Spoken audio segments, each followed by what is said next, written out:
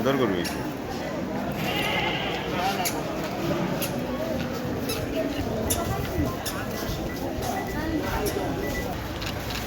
যে সমস্ত সমস্যা মাজারের আঙ্গিনায় আছে সেগুলো আমি দেখে গেলাম। ইনশাআল্লাহ এগুলো আমরা সমাধান করব। আর আপনারা জানেন শাহজালাল রহমতুল্লাহ মাজারে আমরা 3-4টা উন্নয়ন প্রকল্প চলমান, তো এগুলো আমরা অচিরে শেষ করব। আশা রাখি এই উরুস মুবারক শাহজালাল রহমতুল্লাহি যারাই যোগদান করবেন তারা শান্তি শৃঙ্খলা বজায় রেখে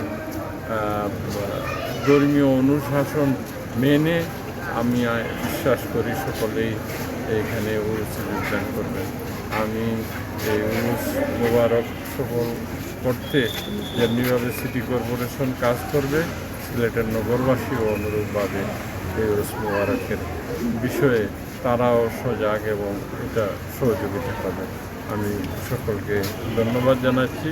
সেই সাথে এই দেশকে উন্নতশালী দেশ, সমৃদ্ধশালী দেশ গড়ার যে কারিগর আমাদের মাননীয় প্রধানমন্ত্রী গত পরশু দিন সিলেট সফর করেছেন, তিনিও আমাকে আশ্বস্ত করেছেন এই সিলেট নগর বা মাজার এগুলো সংস্কার করা, কাজকর্ম করার ব্যাপারে যেন আমি দ্রুত পদক্ষেপ নিই।